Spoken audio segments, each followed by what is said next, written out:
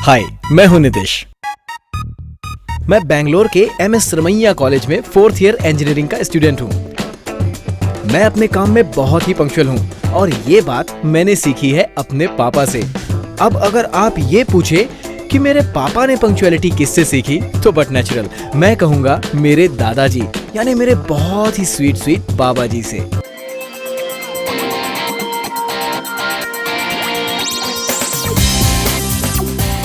ये हैं श्री राम अवतार श्राफ, मेरे ग्रैंडफादर यानी मेरे बाबा जी।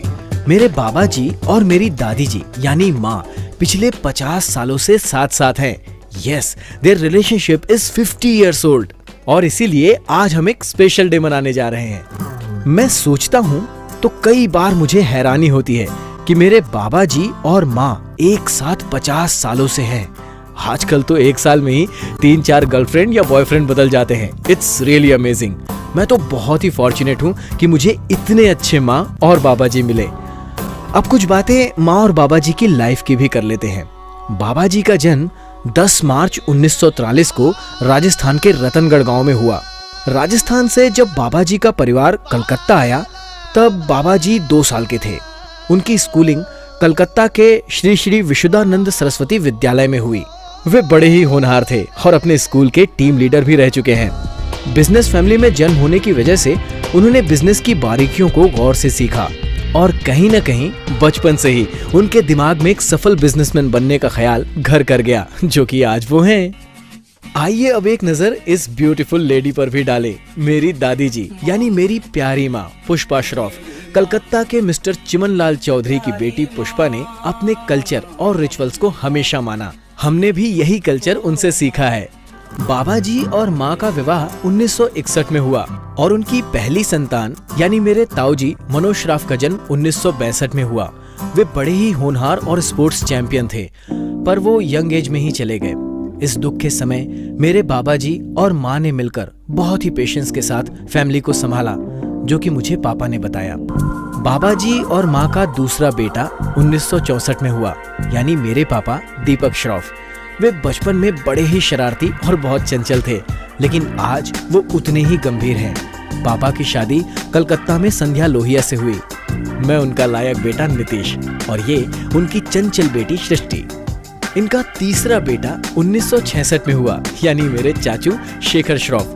वो खेल कूद में अव्वल और एक सक्सेसफुल मैन है। चाचू की शादी रांची में रहने वाली सीमा अडुकिया से हुई। मेरी 3 कजिन्स हैं, आकृति, वेदिका के साथ साथ सबसे छोटी और प्यारी विदुषी। इस फैमिली की 4th इशू, माँ और बाबा जी की बेटी नहीं परी नहीं बल्कि राजकुमारी। इनके आने से मानो बाहर आ गई, और क्यों ना आती। आखिर 52 सालों के बाद घर में लड़की का जन्म हुआ। लोगों की खुशी का ठिकाना नहीं था। ये है मेरी इकलौती प्यारी बुआ मीनाक्षी। बुआ का विवाह कलकत्ते में अरुण चूड़ीवाल से हुआ। मेरे 2 कजिन्स हैं, छोटी बहन कोमल और छोटा भाई विशाल। जहाँ तक बाबा जी के बिजनेस की बात है तो उन्होंने 1966 में डिलक्स केमिकल इंडस्ट्रीज के नाम से एक फैक्ट्री चालू की। ये श्रॉफ परिवार की पहली इंडस्ट्री बनी। बाबा जी ने बिजनेस में बहुत से अप एंड डाउन्स देखे। इस बीच उन्होंने अपनी दूरदर्शिता का उपयोग करते हुए 1991 में ओम केमिकल इंडस्ट्री के नाम से रायपुर में एक नई फैक्ट्री लगाई। बाबा जी आज तक अपने बच्चों के साथ बिजनेस को अच्छे से संभाल रहे हैं। बाबा जी बहुत ही हार्ड वर्किंग और कमिटेड हैं।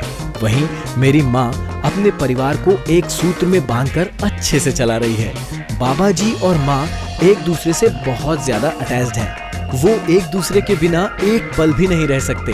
खास बात तो ये है कि मेरे बाबा जी और माँ ने इतने बरस हमेशा साथ ही ट्रैवल किया है। वो कहते हैं ना, मेड फॉर ईच अदर।